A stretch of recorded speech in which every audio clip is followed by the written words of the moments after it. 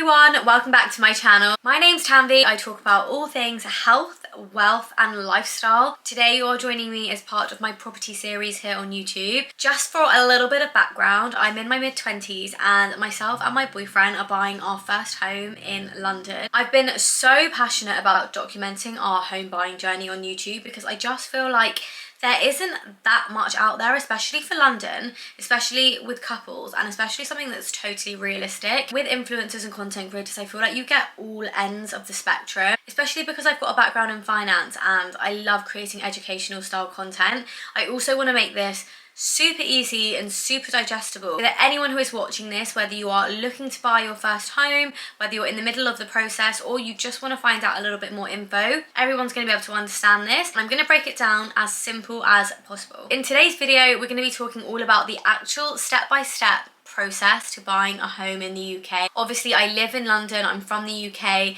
Different countries will have different property buying systems and processes, so I can only of course speak from experience. Before anyone comes to me, I might miss a couple of things here and there, but this is from my own experience a step-by-step guide to buying a property in the UK. I've got an entirely separate video that is a bit more personal to me and my journey and why we decided to buy a property, what sort of things we were looking for. This video is not going to be personal whatsoever, it's literally a factual guide. Right, so buying a property is one of the longest and most complicated situations I've ever experienced. I personally do feel like it could be simpler and it could be easier, and it definitely could be a bit more sympathetic towards the buyers and sellers involved. That is just the system we have to deal with, and it's all the more reason for me to be making this video because it is so complicated. So the first place to start is basically deciding that you are ready and looking to buy a property. First and foremost, I would recommend you understanding your finances, because until you understand your financial situation, how much you have to put down for a deposit,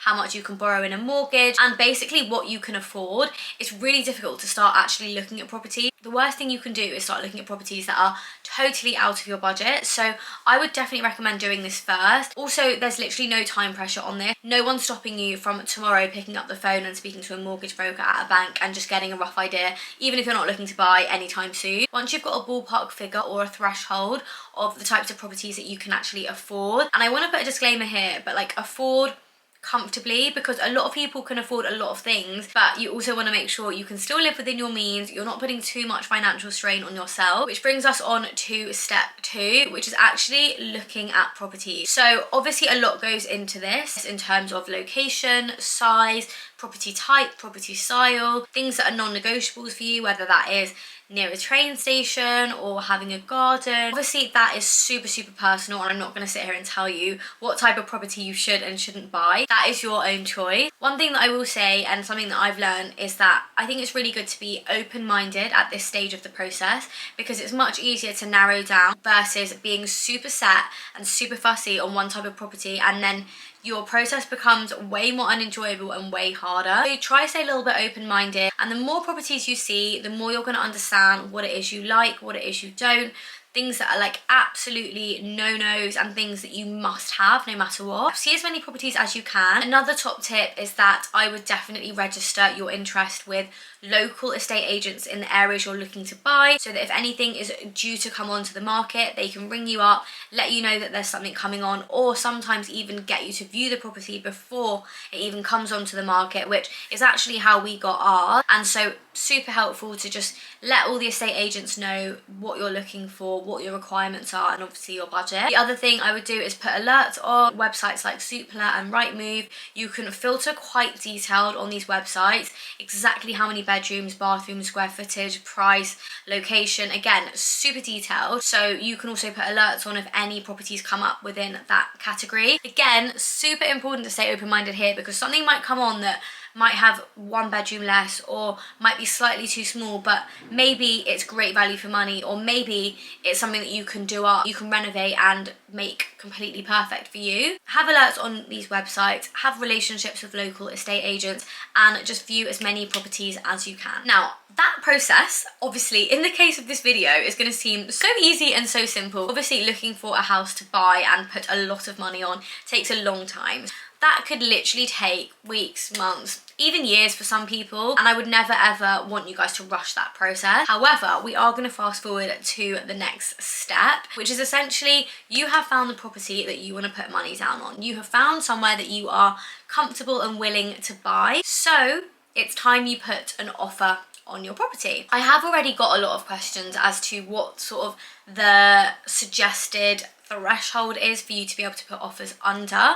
I feel like this is totally subjective because estate agents will be able to advise you based on the current market, price ranges that other properties have gone for, whether they've been selling for over or under asking, and also the actual personal situation of the sellers. They could be in a chain and really just looking to get out of there ASAP and happy to accept offers under, or they could be completely chain free, not in a rush to move, and they're only going to accept offers above. But ultimately, you've got to put an offer in that you do feel comfortable paying. You feel like it's worth paying for the property. You never want to get into a bidding war where you feel like this actually isn't even worth it, like we're paying too much. No matter how much you like the property, you never stretch yourselves too thin. And ultimately, fingers crossed, but the offer you put in gets accepted for the property that you want to buy. So once your offer has been accepted, it's now time to get the lawyers involved, and this is like when it feels so real. When your offer's accepted, you should then instruct solicitors or conveyancers to start the legal paperwork. Your solicitors will essentially handle all of the legal aspects when it comes to purchasing your home. This could involve things like searches, contracts, leases, and actually transferring the funds on the day of exchange and completion.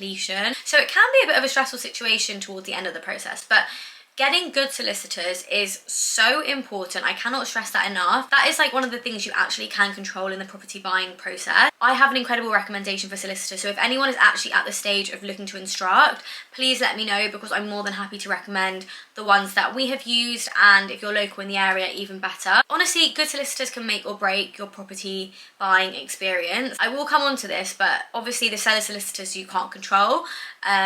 We've had our own experience with them, but yeah, you can control your own solicitors, so it's always worth spending a little bit more on really good solicitors for this part of the process. In conjunction with this, you will also have needed to get a mortgage. Prior to this, you may have got a mortgage in principle, a decision in principle. There's lots of different terminologies. A decision in principle essentially is the lender saying they're prepared to make a loan of X amount. It's not guaranteed, it's not binding, it's literally just the lender saying we are prepared to let you borrow X amount. The actual mortgage offer is then subject to an entire application process which takes into account your earnings, your expenses, your affordability, any other debt you might have on, like a car loan, and lots of other criteria that the lenders will have to sort of benchmark you as a borrower against to see how high or low risk you are, which then ultimately gets you to the figure that you would actually be able to borrow if your mortgage is approved. This is where things get a little bit complicated, so again, I'm going to try and put some text on screen so it's really clear. The decision in principle isn't actually related to any particular property. So as I said, it's just the concept that the lender would be prepared to loan you X amount, whereas when you get the actual mortgage offer approved, that is actually associated with a specific property and the specific property valuation and amount. So once your offer is accepted, you basically need to turn the decision or mortgage in principle into the actual mortgage offer. Also super important to note that the mortgage in principle amount might not necessarily be the actual mortgage offer amount. It might go up, it might go down. Again, it's subject to all of the criteria I've already mentioned, which is why people say never take on any new debt. The worst thing you can do in this stage is finance a new car, because that is going to reduce your mortgage amount by so much, because you've essentially taken on a whole new debt. At this stage, you might also have to submit pay slips, your tax self-assessment, like bank account statements to show your spending. And another top tip that my mortgage broker gave me was to basically put all of my everyday expenses through my credit card, so it was always coming out as one payment at the end of the month, as opposed to loads of different payment amounts in my current account, which could then raise more questions. So you basically want to give them no reason to ask or look into anything further, because that will then speed up your mortgage application process. Another thing that your lender will do when they're going through the mortgage application is request a survey and evaluation of the property, just to make sure that they are comfortable to lend you the money at the price that you are buying this property at. So your lender will typically require a valuation survey, which basically values the property you are buying before they 100% approve your mortgage. Okay, mortgage application process section done. I know that is a lot to take in, but honestly, I didn't feel like I fully understood that until I sat down and properly tried to figure it out. So I'm hoping you guys have got a much better understanding of that part now. Let's fast forward to you actually getting your mortgage offer. Your mortgage has been approved. You know exactly how much money you're able to borrow. Great. In the meantime, going back to the lawyers, so you obviously have your solicitors, the buyer's solicitors, and then the people selling the property will also have their solicitors, the seller solicitors, and there will be a lot of back and forth between the two solicitors, checking the contracts, checking the terms. But once all of the legal and financial aspects have been dealt with and all parties are comfortable, you then need to set a date to exchange. This is the exchange of the contracts between the buyers and the sellers. So this is what makes it official, in writing, signed, sealed and delivered. This is a legally binding agreement between the buyer and the seller that they are selling you this property. It basically means that both parties are now committed to completing the sale. One thing loads of people have said to us is until you have exchanged, it's not real. It could fall apart at any point. On the exchange of the contracts, you will also need to pay your deposit. Now, your deposit can range so much, especially with new policies coming into play. It really can vary, but usually it ranges between 10 to 20%. Once you've exchanged, it's obviously time to complete. This date is something that both the buyer and the seller are comfortable with, because obviously the seller needs to get out of the property if they're already living in it, and the buyer obviously needs to be able to actually physically pick up the keys. You also then can either complete on the same day, which is getting more and more common, or they can give you a week, maybe 2 weeks between exchange and completion if you have any admin bits to do in between, or you need to move furniture and things like that. So exchange and then complete. This is basically the final step. On completion date, your solicitor will transfer the funds to the buyer's solicitor. So the actual legal ownership of the property is now transferred from the seller to the buyer on completion day. You also have to remember that prior to completion, you will also need to settle up any funds with your solicitors, so paying any of the fees, taxes, stamp duty, all of that comes into play. And I like to reinforce the fact that there are a lot of hidden costs when it comes to buying a property, and this stuff really adds up. There's a lot of moving parts, which again gives rise to the chance of a lot going wrong, especially when there's things like certain banking hours and the transfer of funds can take